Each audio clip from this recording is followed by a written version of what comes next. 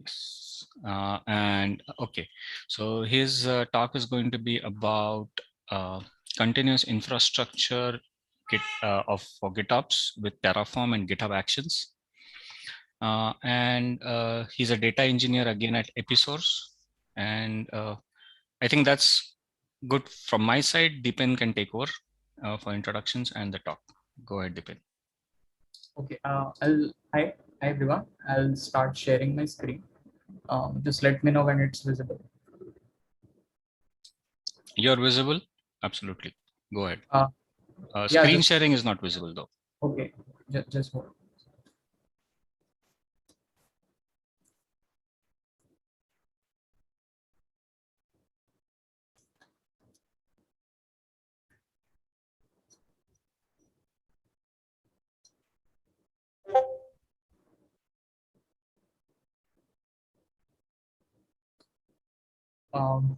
How about now?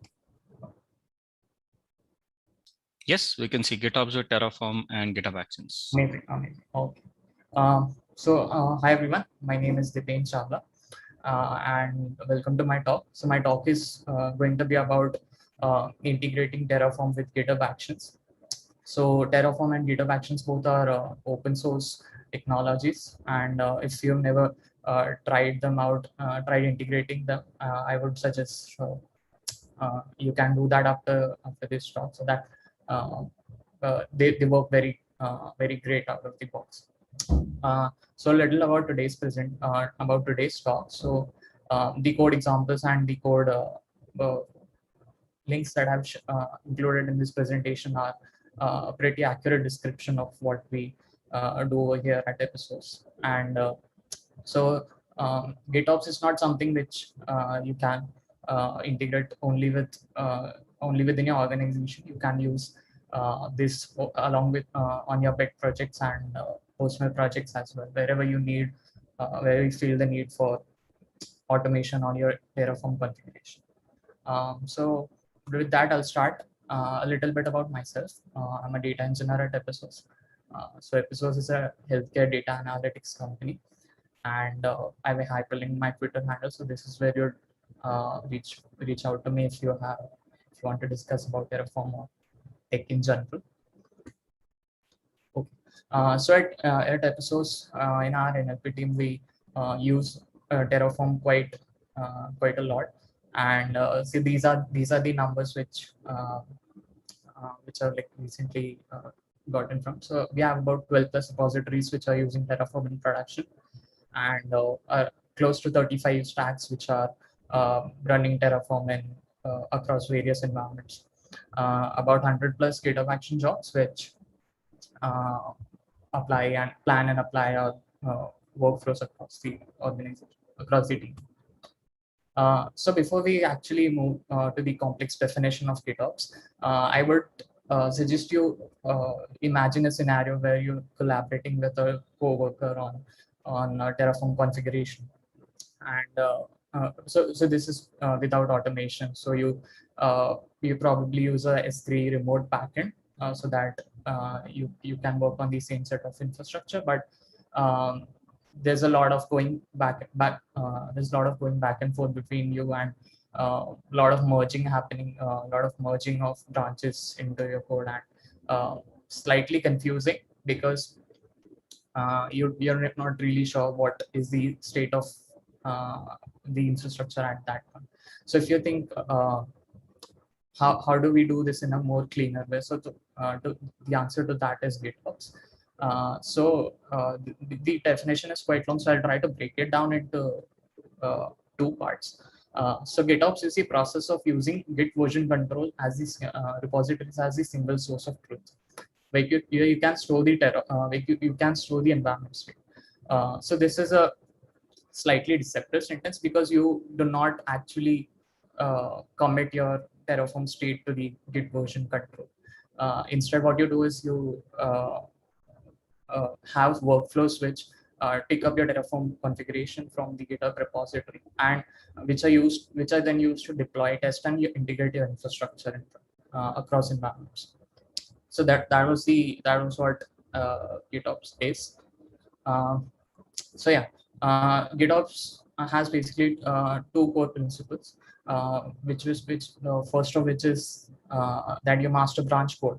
The master branch is often referred to as the golden branch, and that should be the very true depiction of what your live infrastructure looks like. So that basically implies that you do not make changes outside of Terraform. Uh, so here's a picture of uh, what Michael Scott would say in your head. So you can picture that whenever you try to make changes outside of Terraform. The second core principle would be then if you deploy to live environments, that should compulsorily go from remote CI servers and not developer machines. So this is what it. So to like summarize today's agenda, what we're going to talk about is four things. Collaborative infrastructure as code. How do you plan to collaborate with your coworkers on a shared infrastructure as code? How do you design workflows for continuously integrating your infrastructure, and how to continuously integrate your changes to the infrastructure?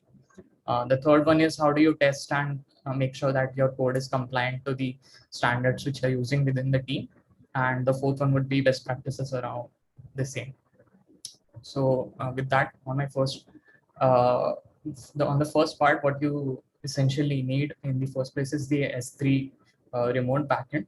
So this is the core part of, this is at the core of the GitOps workflow, so that you have only just one copy of your infrastructure running, and everyone who works on the same stack would pick up the same resources. So along with this, you also get when you use S3 backend, you automatically get a secure encryption for your Terraform state. Along with that, if you want, you can also lock your state whenever you are applying and whenever you're planning and applying this. So that can be done with the help of the DynamoDB table parameter that is visible on the screen. So the next thing is the dependency log file. So this is a pretty new feature of Terraform uh, that you could use to lock your Terraform module and provider versions. So what usually happens is while we have while we have a control over what goes into the Terraform repositories, but each time we run a Terraform init, you would not make the Terraform init would pick up slightly different versions if you have not pinned them.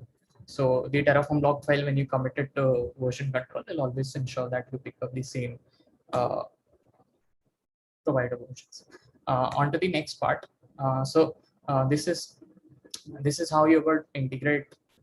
This is how would you pick up the Terraform configuration from your repositories and integrate those changes into the environments which you want. So to imagine this, let's have a hypothetical developer, say Alice, who who wants to make a change into the production infrastructure for, say, increasing the count of live servers. So what she would usually do is make a feature branch and make the changes whatever that they want.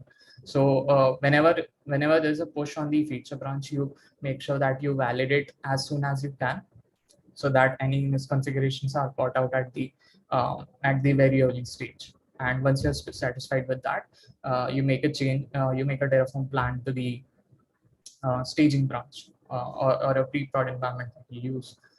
So once we've integrated that usually kicks off a staging deployment. That usually kicks off a Terraform applying to a staging version, which would then where you can actually load, test, and uh, have a code review of your infrastructure. So for example, let's say Bob merges those changes and says that, yeah, okay, it's good to go ahead. So at that point, you would integrate those changes into your main or your golden branch, as supposed to say, and at that point, you would apply those changes into production and have the post apply checks, which would check if everything went well. So it might not be the same for you if you are using it in a organizational level, because your release strategies would be slightly different depending on how you release your apps. You can release your infrastructure along the very same lines. This is a small representation of what a GitHub workflow on a pull request would look like. We have the format, init, and plans, and the last part, which the last step, which what it does is it picks up the Terraform plan and it comments it out on the PR itself, so that someone who is reviewing your code does not have to dig in through the logs to get an idea of what changes are you making. So I've also hyperlinked the tutorial, which kind of gives you an idea of how to do this. So on to the next part. How do you plan on whenever there's a merge happening, the staging or say production branch? It's just the same. Instead of having the apply, instead of having the plan commands, it does a Terraform apply, which would then integrate those changes into your production. So what you can do at this point is have an integration test, which would then so we'll kind of have example in the later slides of how we can run these post integration checks. Hey, sorry, Dipin, 2 minutes. Yeah. So okay, I'll go ahead. So on the workflow triggers, so what you can do is to eliminate if there's any chance of to reduce the number of workflow runs, that what you can do is specify the branches that you want your workflow to run on, and specify the paths. For example, if you don't want if you don't want a plan to run on say documentation changes, you can configure it with this parameters.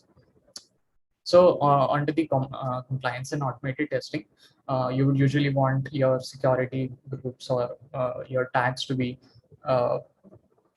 compliant with the standards the rest of your team uses. So to kind of standardize that, you can integrate those into your workflows as well, where you would so you can use open source tools like Terraform Compliance to check that you don't have any misconfigurations in your Terraform infrastructure. So this is an example of how it would look if there's how the test would look like.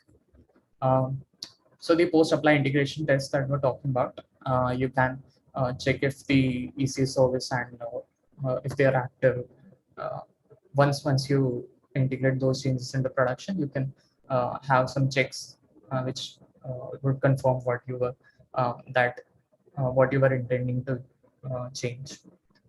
So you can use open source frameworks like AWS Spec, TerraTest, or you can even write your own tests with the AWS SDK libraries. So yeah, this is how the final thing looks like. So finally, getting to the best practices for using GitOps with Terraform.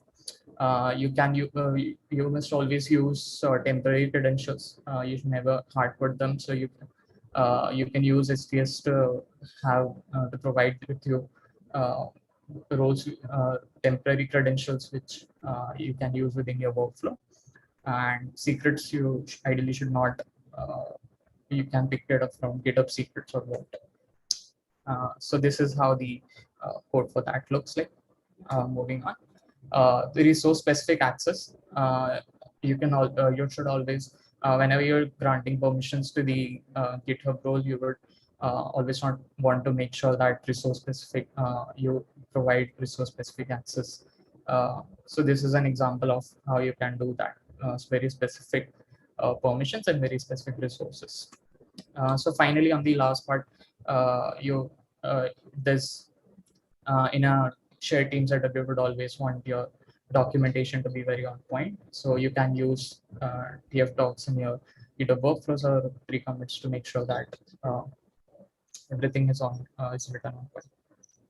So yeah, that is from my end. If you have any questions or if you want to, you can reach out to me in the YouTube chat.